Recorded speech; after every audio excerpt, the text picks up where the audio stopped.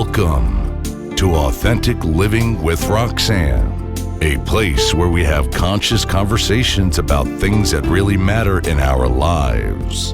And now here's your host, Roxanne Derhodge.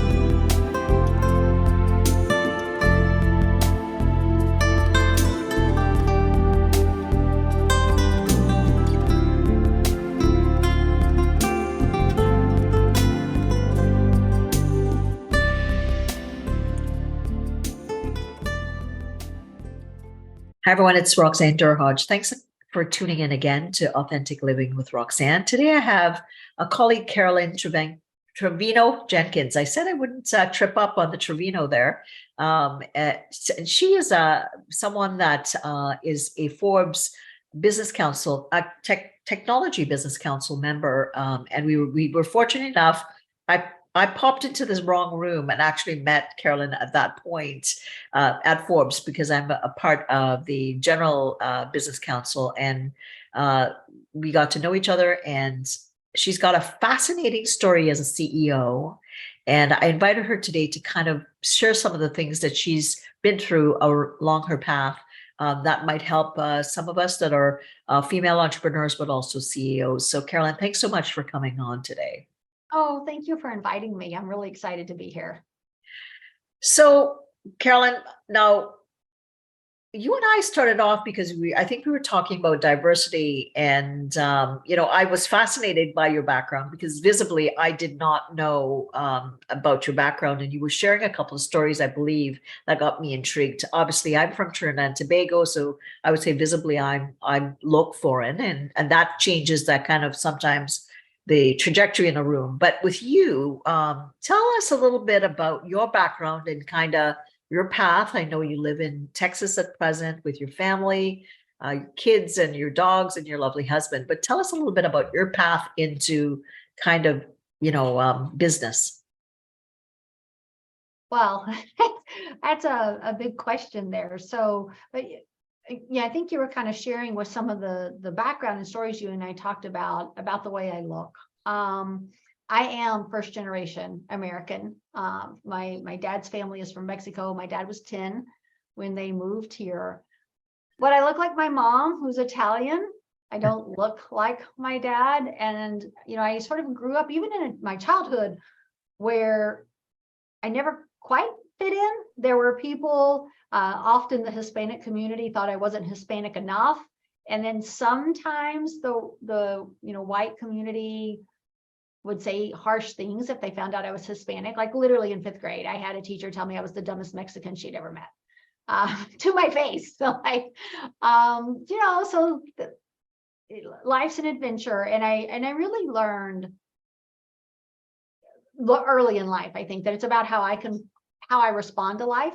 I can't control it, but I can control how I respond to things.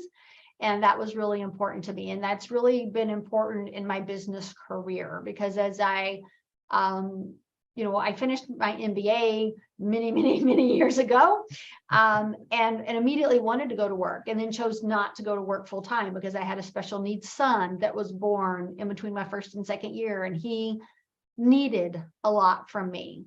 And we had some discrimination in the race in the medical system back then as well, before my last name was Jenkins on the end of that. And just sort of that lived experience, took that into the workplace. Again, when I finally went to work full time, I worked part time, and I sort of fell into the startup world, and I loved it. Like I was working in corporate America, I was doing really well. And one of my customers recruited me away to a startup in 1997 when there were not enough positions. There was the Y2K scare and the internet bubble, and there were way more technology positions than technologists. And that's when I first jumped in the startup world. And never in a million years in 1997 could I have told you I would one day be a CEO. So it wasn't one of those dreams that you said, hey, one day when I grow up, I'm going to be a female CEO. You just never thought about it. You just kind of followed the pebbles in the road that landed you into, I know lots of different projects with startups. Yeah, that first startup really kind of in my career became very much sort of see a need, fill a need. And it's really sort of about this attitude that later, if I had been smarter or if I'd been more marketing oriented, I would have coined it better because it was more like, well, it's sort of like mom leadership, right? It's like really good leadership skills, but to me, it's like being a good mom. It's like my kids are different. I have the same expectation of the behavior, but how I motivate them is different. Well, employees are the same way. You have the same expectation, but you can't talk to them the same. They have different personalities. You don't reward them the same. They have different likes. And, so you have to really treat people individually. That doesn't mean you have different expectations of them. And so I used to tell people, well, my leadership skill is like mom. And that same thing as a mom, you see a need, you just do it. Right. And so in my first executive role, it's like, well, I was over HR, but people would start and their laptops wouldn't be ready. They wouldn't be imaged. Their email wouldn't be set up. And I'd be like, I can solve this. I keep fussing at IT, but I can solve it. See a need, fill a need. I'm technical enough. I had programming classes in my past. And so I just started imaging laptops and setting up emails on the Exchange server, which eventually led to me being over our IT department in addition to HR. It was just, I didn't set out to be over it. And then I ended up being over facilities because I was like, well, this is frustrating and someone just needs to fix it. So I just said, well, someone needs to do it. Why not me? Someone needs to clean the conference room. Same thing. Why not me? Like I can pick up a dish and wipe a table. And like, that's just sort of always been my style. And so I didn't really say, I want to be a CEO one day, but I did say, I see problems that I want to fix. And eventually that became, well, like today, I lived the problems when I was in cancer that my company now solves. And so it's see a need, fill a need. So you had said in our last interview with Forbes, you had shared a little bit about your mindset that you kind of, your father taught you some really valuable lessons. And I remember you telling a story about how he told you to deal with problems. And I'm just wondering if you can share that story that you had said that how he told you to think about problems. I'm not even sure if I remember which story because I have so many stories. Yeah, but the basic thing was that he was saying to you that, basically anything is solvable. But I remember you sharing that that you adopted that quite early. Yeah, my dad's, taught me so many lessons. My dad was such an amazing life force and such a positive man. And my dad's was really very big in my life about solving the little bits of the problem, but also not to get all wrapped up in what everyone else thought about me, but what did I think of myself? And that was so important. And my dad, he would say things to me like, you're too smart to get, like, don't get emotional. And he wasn't trying to tell me not be a caring person, right? He was just trying to make me tough. And he would say, you're too something, like you're too attractive when I was young and little and all those things. And he's like, but so the world's not going to think you're as smart as you are. So don't let people rattle you. And when someone says not nice things about Hispanics, how you respond to that is way more important than what they said. Like there were a lot of times I would sit in a room and people would not realize my background, and they would say very nasty things about Hispanics. And I had to handle that. And my dad was always one to say, how you respond, you can elevate what they think, or you can respond in a way that to them is validating what they think. And that lesson stayed with me always, and not just about my race, but about any conflict. I am in control of how I respond to that situation. I can't change the other person so much as I can change and handle myself. So I would think that, from that first comment with that teacher all the way up potentially, and like you said, visibly, people aren't aware and, they may be making derogatory comments. So you at that point, I would think, had to make a decision like, okay, am I going to go where they're going, or I'm just going to have them have a different interface? And at some point, I would say it's delivering the fact that somewhere along the line they're going to trip into the fact that your heritage, part of your heritage, is Hispanic. So they would just learn it along the way somewhere. Well, I will tell you that I usually try to find a very polite, nonchalant way to almost immediately bring it to their attention. Even, I mean, not just in business, but one of my daughters, when she was in high school, had a boyfriend who was at my house and said very not nice things about Mexicans. And I looked at him, I called him by name, and I said, "You realize you're standing in my house? Do you not know that I am Mexican?" And he sort of looked at me for a minute and he said, "But aren't you, well, you're the exception." I'm like, no. Would you like to hear about my family in Mexico, they're, you know, and how successful they are?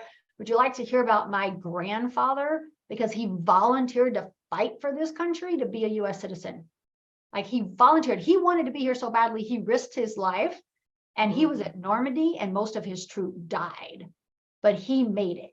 Like, you want to know how proud of an American I am? But I didn't want to yell at him. And like, some of my friends were like, and your daughter still gets to date him? You didn't like kick him out of your house? And I was like, well, here's the thing. If I kick him out of my house, which, don't get me wrong, it crossed my mind, but if I had, he was going to go home to the very same parents who had taught him this. But if I could show him something better, something different, maybe it gives him food for thought so that he can be different. So no, I did not forbid my daughter from dating him. I did not forbid him from coming into my house. And he came, they dated for many, many more months. And I think he had a very different perspective. Do I think I turned him around 180? No, but I bet I got him at least 90 degrees turn. It reflected some kind of change. You know, how can you quantify that other than, to your point, you have him interface with somebody that's really addressing the concern or what they're saying out there, to give them the possibility of having a different perception potentially, instead of bowling them over, where maybe then they're going to go, here we go again, kind of thing. Validating maybe a stereotype that has maybe never been challenged. Now, as a young female executive, I'm sure there were roadblocks along the way. Maybe one, maybe two, I'm not sure. But how did you deal with those? Like, I understand the mindset. Were there times where you kind of just really knew you were hitting up against the glass ceiling? And, you know, were there times, things that you look back and you go, oh, geez, I did this not so well. And this is what I learned from it, for maybe, you know, young female executives or people in the C-suite that are listening to the podcast today. Oh gosh, I'm sure there are so many mistakes that I've made. But one of the things I learned early was to practice. You know how, like, we all are taught to practice for sales, right? You all hear about, oh, if you're going to sell something. And in one of my first professional jobs, they would put us on these phone banks. It was a sales job, and you would do practice sales calls, and they would record them all, and then you would have to listen to yourself, and then they would do a video recording, and you would have to watch yourself, and it was so you could learn. And so, but you were practicing to sell something. But I learned to think about, if things were to go wrong, what might I say? How might I behave? And part because sometimes I got caught unaware. And I didn't like that feeling. I didn't like coming up with an answer on the fly. And I don't think I've ever had the exact scenario I practiced for in my head, but that practice prepares you. It's like any other emergency you might prepare for, right? You get all ready for the hurricane. You get all ready. What if there's a flood? You know, what if? Well, discrimination, if it's because of your race or your looks or because of your gender, it feels like an emergency when it happens. Mm-hmm. And so being prepared and having thought about those scenarios and practiced how you will respond for those scenarios was some of the most valuable things I think I ever did to be ready for those scenarios. It was like the first time someone came in to a boardroom and thought I was the secretary there to take notes. I wasn't prepared to handle that. Not that wasn't the end of the world, but it was just that like that all of a sudden being made to feel small and like they think I don't belong, and I let them own that. And it's like, no, I'm not going to do that anymore. Like, how should I have responded to that? So in the future, how do I respond to that? And I've really tried, when you think about your like business, like if things go wrong, how do I pivot? But I also think about if conversations might not go well, or how am I going to respond and how am I going to handle?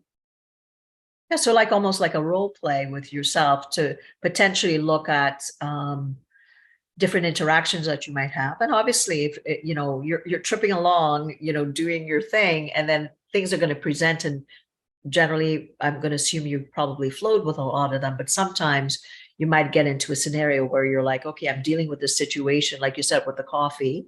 And then you're like, okay, I can either be reactive, and get defensive, or maybe have a conversation that allows the person to recognize, well, I'm actually not the person that gets coffee, but like you had said, that person's going to probably be right in, kind of thing, which again, is that I like the fact that you reframe in such a way to say, okay, well, obviously this person is limited in their perspective.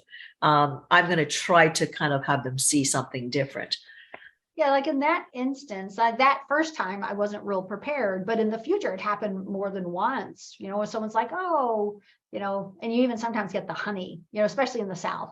Honey, could you go get me some coffee? And I'd be like, oh, I don't drink coffee, but I'm sure when the executive assistant gets here, she'd be happy to get some for you. Right. Let's ask her.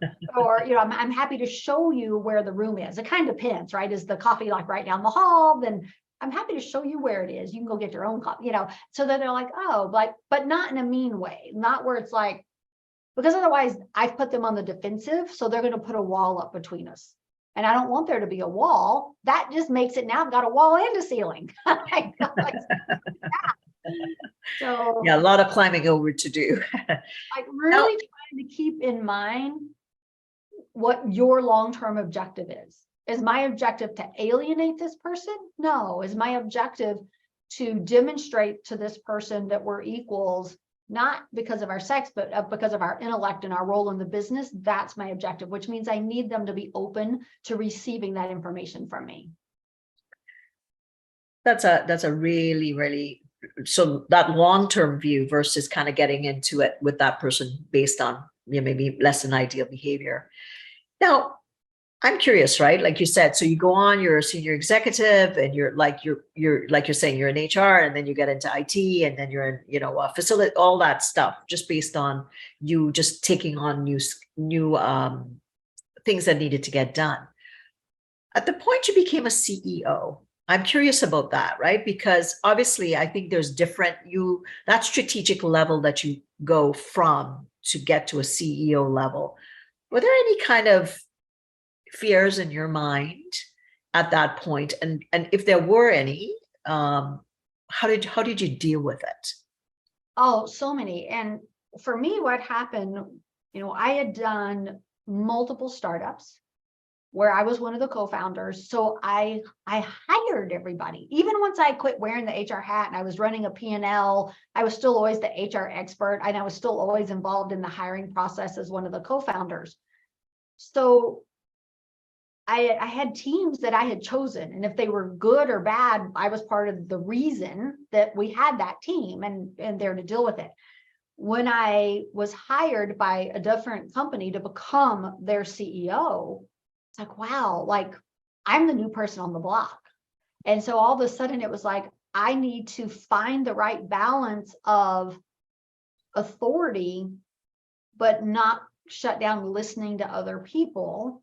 And so it was sort of intimidating. Like they all know each other. They've all known each other longer than they've known me. And I had since 1997, it had always been the opposite. I was like, had been there all along. And so it was very different feeling saying, how do I come in here? And I'm not saying that we're trying to be like best friends, but definitely friendly. I believe in friendship and respect and those things in the workplace. But I need that. But as a CEO and a first-time CEO, I also need to not give up too much of my authority, and I needed that balance. And right out of the gate, in my first time as a CEO, there was an internal candidate for CEO that had been passed over to bring me into the role. And that became my biggest challenge, if you will, because I was determined to win this person over. Like, they didn't get the job. It wasn't my decision they didn't get the job, but obviously I got the job instead of that person.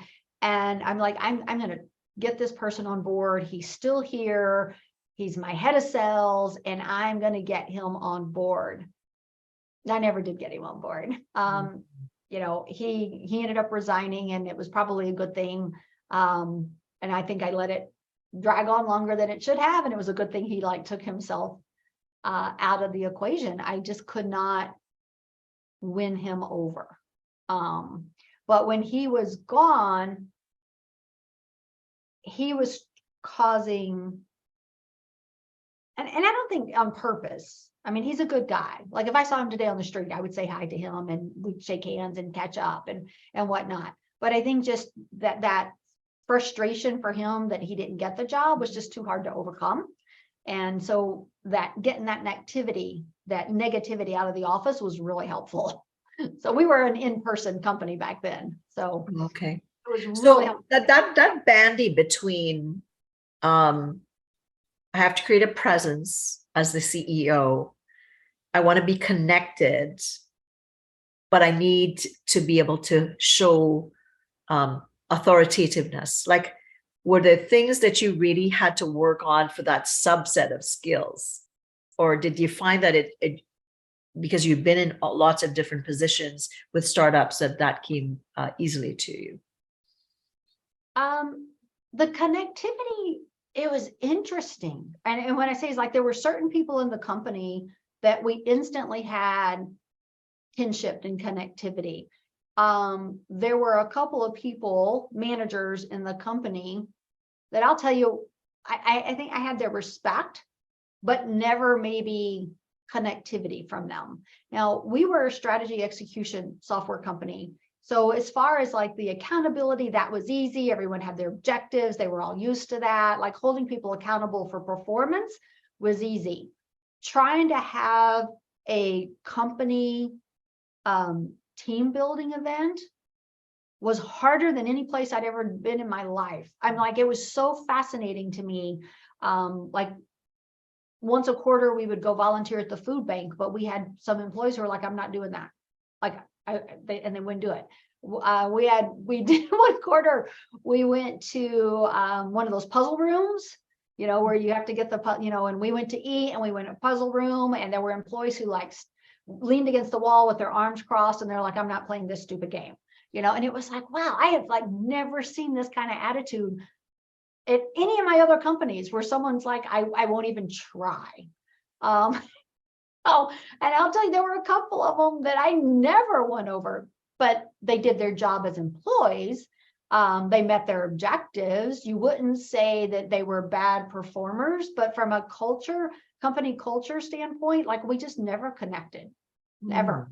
And it felt like they never blended in. It wasn't just me. They never blended in to the company culture as a whole. And so it was hard for me. It was a struggle for me to say, are they the right employee then? Like, but they're doing their job.